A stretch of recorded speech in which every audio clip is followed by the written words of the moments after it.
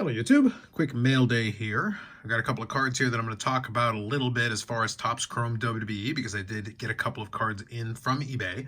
Next time around that we'll do a mail day though, we'll spend a little bit more time talking about it since there'll be a lot of stuff from 2025 Topps Chrome WWE, and it'll be focused just on Jacy Jayne stuff because that's what I collect out of WWE stuff, the only character that I collect there, but also because I decided to do a little bit of a chase for one of the rainbows, and I'll show you a little bit here because I do have one of the cards related to it. So first of all, I've got one of the parallels to the base set, and that is the X Factor. So there's your base design with the X Factor as well, the pattern. So overall, I'll say, just from a personal opinion standpoint, Topps Chrome, I think it came out pretty well for the most part. A lot of the different parallels are interesting. The Sapphire, obviously, is not part of the base Topps Chrome design, but they did come out with that set. And just in general, I think it's kind of a bad value proposition because you do only get the one autograph. But I think for the most part, in the base Topps Chrome WWE, I think they did a pretty good job. There are obviously a lot of form factors with the breaker boxes and everything else related to it, and it creates a lot of parallels. So obviously the X Factor there, that isn't part of Hobby. It's in one of the other ones. I think it's in the retail, one of the retail versions of it. If memory serves me, I can't remember. Honestly, I can't keep track with all the parallels they have. And that's one thing that Topps was able to do very similar to what Panini was able to do, because you've got a lot of form factors and you've got some exclusive parallels that are only related to that one. And then obviously you've got parallels in almost every single version of the form factor and multiple versions of the same color and things like that. So it makes it tough. If you really want to try to collect a rainbow, best of luck to you, because you're definitely going to have your hands full as far as that's concerned. Now, one thing I was able to pick up a fair number of was the autograph subset, and then also the women's division insert set. So that looks like one of these. So there's your women's division insert design. This is the refractor version, just the base refractor, because I got this as part of a lot with some other cards. So I was able to get this pretty inexpensively. There is a base version of it, and then there's somewhere, I want to say 13 parallels in total, something to that effect, this obviously being one of them. So I was able to get a lot of different versions of that. And that's going to be a big part of what the Ship My Cards one's going to be. So I have asked for that to be shipped out. So when it comes in the next week or two, I'll be able to showcase a whole bunch of versions of it. But like I said, it's like 13 or 14. So overall, I was able to get all of them except for the out of 2 and then the Superfractor. I think every other version I've got at least one copy of, either at COMC or coming into the Ship My Cards mail day. So we'll definitely be able to do a showcase of a whole bunch of different versions of it.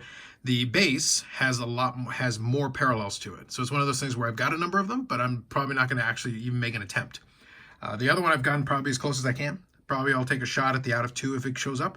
But a lot of the Superfractors, honestly, they're going for too much money. And that's where it makes it kind of interesting. And just touching on here, obviously with all the hype and everything coming off of the first set that WWE released with Fanatics and all the stuff that Fanatics is going to do, there's a fair bit of hype for it. But one of the things that I noticed is that the Superfractors are honestly going for a very aggressive price, even for lesser characters. And part of the reason I started collecting Jacy Jaynes just for WWE was to give me a reason to chase some of those cards.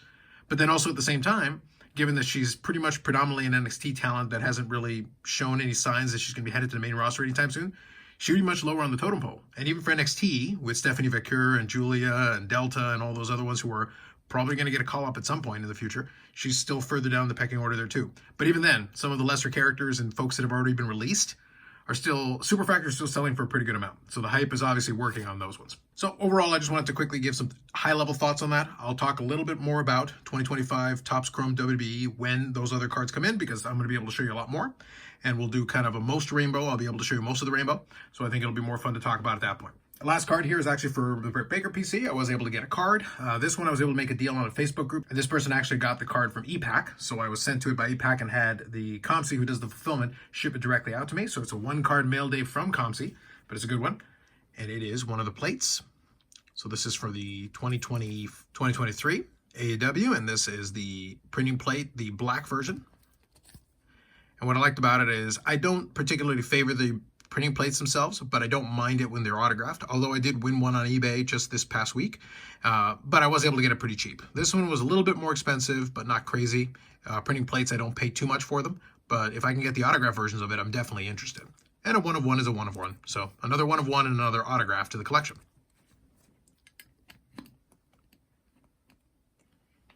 So I always like when we get some fun additions. The card on the left and the card on the right were not expensive at all. They were honestly just part of another one where I was combining shipping, which was great. And if I can get them inexpensively, I'm happy to do so. So that's where I'm going to be looking for some of the cheap parallels. If I can get them to fill in the gaps a little bit, that's awesome. And then for the women's division, I pretty much have most of it done. The last couple are going to be a little bit expensive. And I'm chasing after a little bit of the autographs, just trying to see how many I can get my hands on, but I'm not going too crazy on it. And I think I was able to get 1 or 2 of the sapphires as well. So just trying to chase down the ones that I can, keeping it budget friendly as much as possible. And the Britt Baker is just another one to add to that. And the checklist on that has stayed pretty low, so it's been good. And then I'm making some pretty good progress. And there's a couple that are on eBay that hopefully I can chase down that'll knock some big ones off the checklist for what remains. So that's it, 3-card mail day overall. I will come back with some other stuff, and maybe I'll grab a box or 2 in the next little bit. I'm waiting for those boxes to get discounted. I am starting to see a little bit of discount for Allure. It's one of those things where I was waiting on that. So now we'll see if that price point kind of sticks or if I'm able to get it a little bit cheaper. But if I can get a little bit cheaper, I'll definitely be happy to grab a couple more boxes and open it up. Otherwise, that's it for this one. More videos coming up on the channel and box breaks as they come. Otherwise, it'll be just mail days and occasionally some videos where I'll talk about some of the new products that are coming out. Appreciate any comments or engagement. Like if you like the video, subscribe to the channel. Thanks very much, and we'll catch you in the next one.